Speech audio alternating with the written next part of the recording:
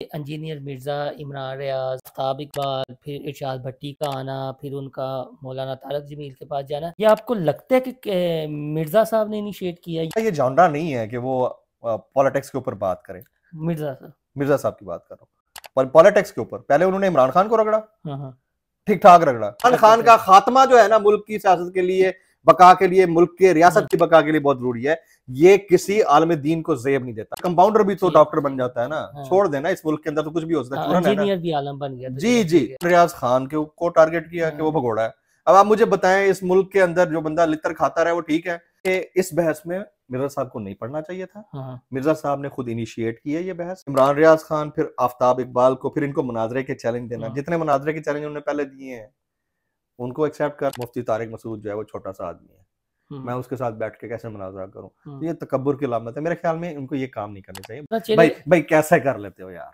किसको? मिर्जा साहब से कहना, मिर्जा साहब कैसे कर लेते हो? ये प्लांट किए जाते हैं या खुद प्लांट हो जाते हैं? मैं इस पे कमेंट ही नहीं करूंगा। नहीं करेंगे? नहीं, मैं क्योंकि मैं अस्सलाम वालेकुम। इनसाइड स्टोरी के साथ मैं मोहसिन बिलाल, चेहरा जाना पहचाना है, एंकर भी हैं और पाकिस्तान के टॉप व्लॉगर्स भी इनका शुमार भी होना शुरू हो गया है, जमील फरूकी साहब। तो बहुत शुक्रिया वक्त देने का। बहुत शुक्रिया। पीटीआई ने ना एक मरियम नवाज की कारकर्दगी की जो 1 साल कारकर्दगी है उसका एक वाइट पेपर जारी किया जी। वाइट पेपर में जो भी हैं, लेकिन एक उन्होंने कुछ सहाफ़ियों को बैन के हवाले से की है बात। जी जी। इसमें सारे वो सहाफ़ी हैं कि जिनका स्टिल्ड पीटीआई की जानिब है और इसमें आपकी भी तस्वीर है। आप मुझे ज़रा ईमानदार तरीके से ये बताएं, इनमें से कितने सहाफ़ी हैं और कितने घुसपैठी हैं? मैं आपको इस सारी पिक्चर के अंदर जो है ना, जितने भी लोग बैठे हैं, इस वक्त आप सहाफत को और आज़ादी इजहार राय को सिंगल आउट नहीं कर सकते। ठीक है कि यदि आप डिसाइड करें कौन सहाफी है कौन सहाफी नहीं है। वो 34 जिनके खिलाफ आज दादू में मुकदमा दर्ज हुआ है ना, वो भी सिटीजन जर्नलिस्ट है। ठीक। मतीउल्लाह जान भी सिटीजन जर्नलिस्ट है और जर्नलिस्ट है। असद तूर भी जर्नलिस्ट है। फिर अहमद नूरानी भी है और जमील फारूकी है, और इस 30-35 लोगों की जो लिस्ट है वो भी है। अब जाहिर है कि इनकी प्रायोरिटी ये होगी कि वो लोग जो शुरू से अब तक अबडक्ट भी हुए, नौकरियों से निकाले गए, ये तो वो है ना जो नौकरियों से भी निकाले गए बाकी। अब इसमें जाहिर है एक और सफा भी बढ़ जाएगा जैसे जैसे इनको मौका मिलेगा। अच्छा। जो उनको तस्वीर मिली होगी उन्होंने डाल दी है। बाकी मुझे नहीं लगता कि इसमें से कोई ऐसा है जो सहाफी नहीं है। सारे माशाल्लाह मुल्क के नामवर सहाफी हैं, दानिश्वर हैं, ब्लॉगर्स हैं, टॉप एंकर्स हैं। ताल्लुक इनका वो इनकी जर्नलिज्म एक ही जानिब है ना? नहीं, मुझे एक बात बताएं, मियां नवाज शरीफ साहब अगर अब व्हाइट पेपर जारी करेंगे पीटीआई के खिलाफ तो क्या इन सहाफियों को लगाएंगे? मुझे 2 मिनट के लिए बताइएगा। देखिए, अगर वो लीडर है एक जमात के हैं तो उन्हें बैलेंस रखना पड़ेगा। मैं यही पूछ रहा हूँ ना कि मियां नवाज शरीफ साहब अगर पीटीआई के खिलाफ एक व्हाइट पेपर जारी करते हैं या मरियम नवाज शरीफ साहिबा व्हाइट पेपर जारी करती हैं, उसमें जमील फारूकी को लगाएंगी?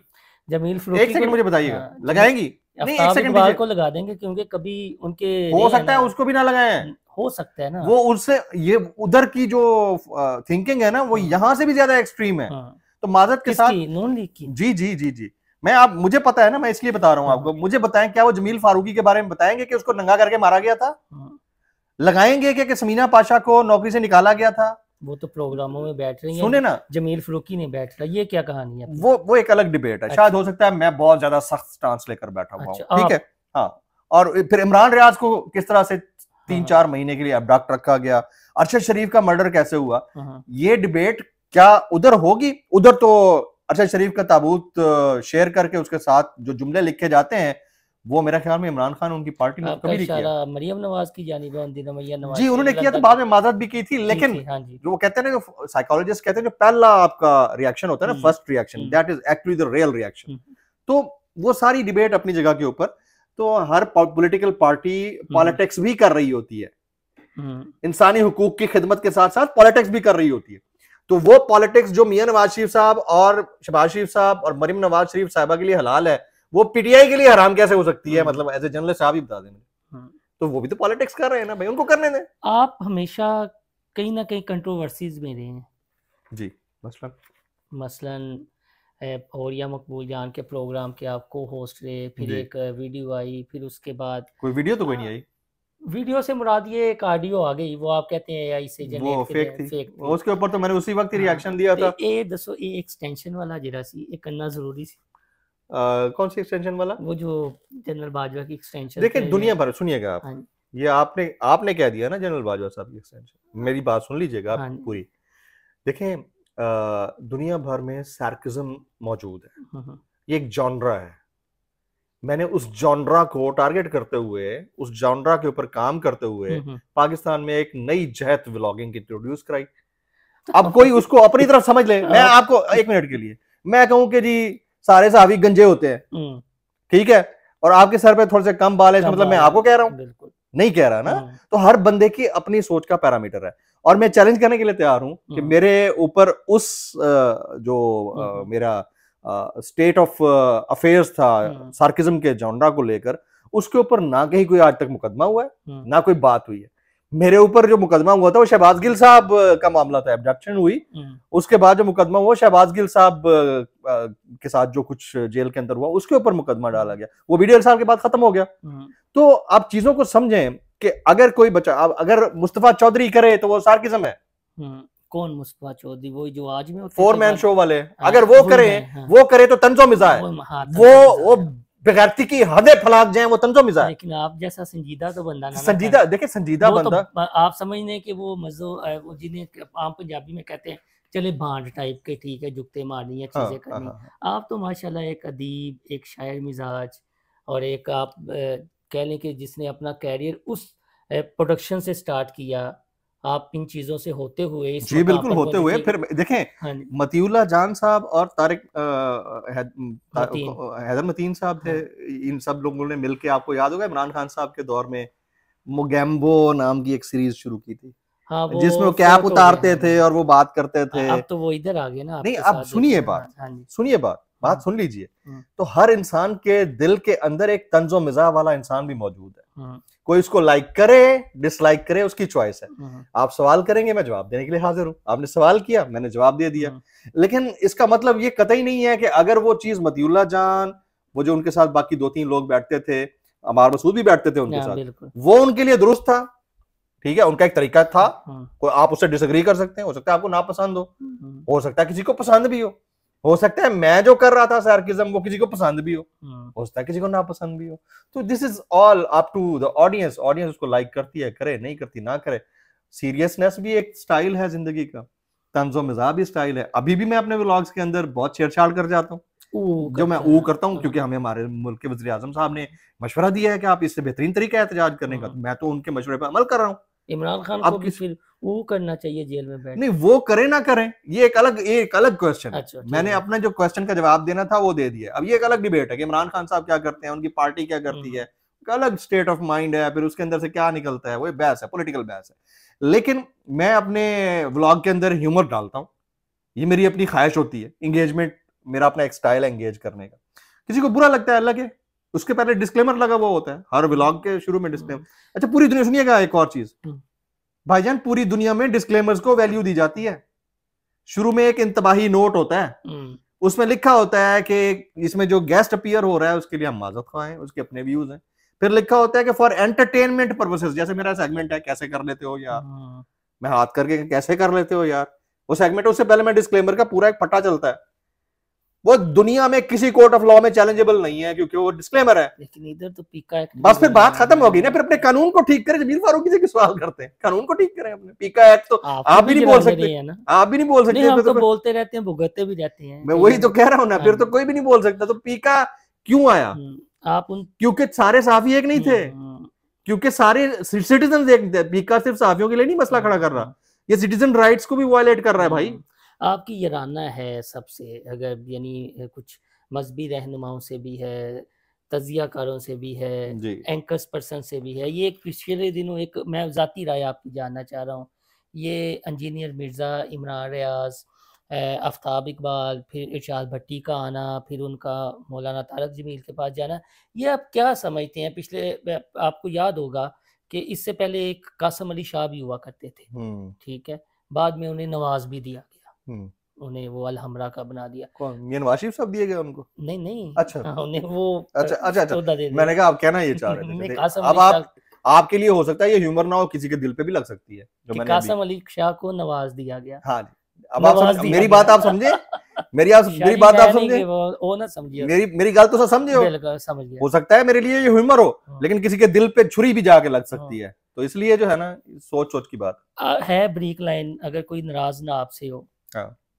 या आपको लगता है कि मिर्जा साहब ने इनिशिएट किया या उन्होंने इनिशिएट किया मामला? डेफिनेटली मिर्जा साहब ने किया, मैं उनके पूरे सारे व्लॉग्स देख रहा था। मिर्जा साहब बहुत अच्छे इल्मी कद के मालिक हैं, मैं उनके साथ उठा बैठा हूँ कुछ अरसे के लिए। उनके पास मेरा पॉडकास्ट भी उनके साथ की, बड़े अच्छे आदमी हैं, बहुत अच्छे आदमी हैं, लेकिन उनका ये जॉनरा नहीं है कि वो पॉलिटिक्स के ऊपर बात करें। मिर्जा साहब की बात कर रहा हूँ, पॉलिटिक्स के ऊपर। पहले उन्होंने इमरान खान को रगड़ा, ठीक ठाक रगड़ा, और फिर वो कहते हैं कि वो माइनस होंगे तो ही आपके मुल्क की सियासत चल सकती है, या इमरान खान का खात्मा जो है ना मुल्क की सियासत के लिए, बका के लिए, मुल्क के रियासत की बका के लिए बहुत जरूरी है। ये किसी आलम दीन को ज़ेब नहीं देता, किसी के बारे में भी। नवाज शरीफ के बारे में भी कहेंगे, मैं यही आलम दीन की वैसे ये गुफ्तगू, ये अंदाजे गुफ्तगू होता है जिस तरह की वो करते हैं। देखें वो तो अब एक अलग बहस आ गई। वैसे चले, मैं वैसे पूछ रहा हूँ ना, भाई उनके पास एक इल्म तो है ना, कंपाउंडर भी तो डॉक्टर बन जाता है ना। छोड़ देना, इस मुल्क के अंदर तो कुछ भी हो सकता है, इंजीनियर भी आलम बन गया। जी जी, तो वो उसको छोड़ दे, वो डिबेट अलग है। लेकिन मैं जो बात कहना चाह रहा हूँ वो आप जरा समझे ना, कि पहले उन्होंने इमरान खान से शुरू किया, फिर इमरान रियाज खान को टारगेट किया कि वो भगोड़ा है। अब आप मुझे बताएं, इस मुल्क के अंदर जो बंदा लितर खाता रहा है वो ठीक है, और अगर किसी के पास अल्लाह ने साहिब इस्तात है, पैसा है, और वो बाहर चला जाता है तो भगोड़ा हो गया। लेकिन ये दूसरों को फिर ताने देते रहे हैं ना, ये भी तो एक है ना, कि अब जरूरी था जिस तरह नवाज शरीफ साहब वाला मामला हुआ, जब आप भगोड़ों के टैग लगाते हैं तो चले आप भी जान बचाने के लिए फर्क है भाईजान, चीजों में फर्क कर लिया करें। अपने दोस्त पे बात आई तो फर्क आ गया। नहीं, दोस्त नहीं ना, आप रियलिटी को समझे ना। मेरी बात पहले सुन ले, मेरी बात कंप्लीट हो लेने दें, ठीक है। क्रॉस टॉक भी जो है ना वो एक जॉनरे का हिस्सा होता है, लेकिन अगले की बात कंप्लीट तो हो लेने दें। मियां नवाज शरीफ साहब 50 रुपए के स्टाम्प पेपर के ऊपर, शहबाज शरीफ साहब के स्टाम्प पेपर के ऊपर अदालत में सारी चीजें जमा करा के, प्लेटलेट्स कम होने की वजह से 1 महीने के लिए गए थे, और फिर 4 साल गुजार के आ गए। बिल्कुल ऐसा ही। गलत बयानी की, बोले गलत बयानी की, बोले ये अदालत के साथ गलत बयानी बोले ना, डिसऑनेस्टी है, सारी दुनिया को डिसऑनेस्टी की या नहीं की, डिसऑनेस्टी की ना। इमरान रियाज खान कहाँ लिख के दे के गया है कि मैं मुल्क से जा रहा हूँ इतने दिनों के लिए, जमानत दो मेरी? ये बात नहीं होती। इस्तात है, आप क्यों इलाज कराने के लिए जाते हो? अगर वो नवाज शरीफ इलाज कराने के लिए जाता है ठीक है, कोई और अगर जाता है नेशनैलिटी के लिए, किसी और मामले के लिए, तो वो गलत है।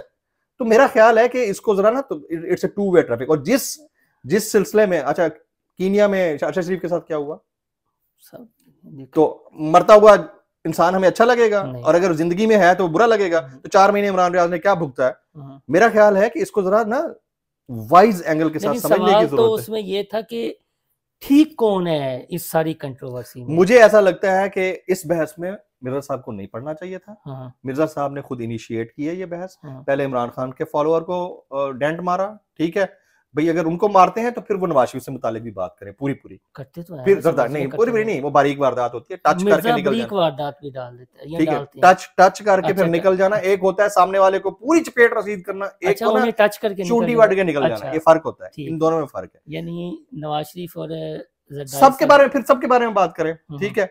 अच्छा, एक तो इमरान रियाज खान, फिर आफ्ताब इकबाल को फिर इनको मुनाजरे के चैलेंज देना। जितने मुनाजरे के चैलेंज उन्होंने पहले दिए हैं उनको एक्सेप्ट कर रहे हैं। मुफ्ती मसूद हो गया है, फिर वो एक और मुफ्ती साहब है, मैं नाम भूल रहा हूँ उनका, इस्लामाबाद वाले हैं, बहुत अच्छे हमारे दोस्त हैं, मैं नाम भूल रहा हूँ। वो मुफ्ती साहब जो है ना, उनके साथ मैंने व्लॉग किया था, उनको बुला के वो वहां पहुंच गया, उसके बाद नहीं मिले उनसे। तो ये फर्क है, इन चीजों को समझने की जरूरत है, उनको इस डिबेट में पढ़ना चाहिए। जिस तरह कासिम अली शाह ने पहले इंटरव्यू किया, उसके बाद बैठकर उन्होंने रहनुमा की डेफिनेशन करते हुए, वो तो खान ने एक सवाल में उड़ा दिया सर था ये जो है ना, ये नाइंसाफी है, ज्यादती है, इंटेलेक्चुअल डिसऑनेस्टी है, ठीक है। अगर कोई गलत कर रहा है तो वैसे वो इंटेलेक्चुअल डिसऑनेस्ट है कौन? कासिम अली शाह। मैंने एक पैटर्न के ऊपर बताया कि कोई अगर इस तरह की काम करता है तो वो इंटेलेक्चुअली डिसऑनेस्ट है। कोई हो सकता है कि एक मौके के ऊपर हो, बाकी उनकी बातें ठीक हो, मुझे ऐसा लगा, ठीक है। हो सकता है बाकी उनके लेक्चर्स अच्छे हो, मैंने कभी सुने नहीं, हो सकता है अच्छे हो।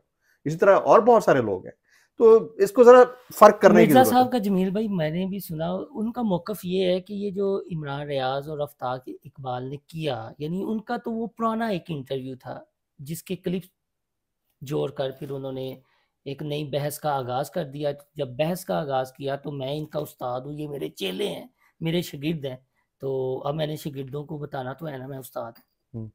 नहीं, वो तो इस तरह कहते रहते हैं, जैसे अभी उन्होंने कहा उनके बारे में कि मुफ्ती तारिक मसूद जो है वो छोटा सा आदमी है, मैं उसके साथ बैठ के कैसे मुनाजरा करूं, तो ये तकब्बुर की अलामत है। मेरे ख्याल में उनको ये काम नहीं करने चाहिए। बहुत अच्छे वो, अगर उनका इल्मी कद है और अगर लोगों को वो कायल करते हैं, उनकी अपनी एक ऑडियंस भी है, तो इन चक्करों में नहीं, इन कंट्रोवर्सीज में पढ़कर वो अपने आप को ज़ाया करते हैं। और ये मेरा ख्याल है कि मैं इतना कहना चाहूंगा, भाई कैसे कर लेते हो यार?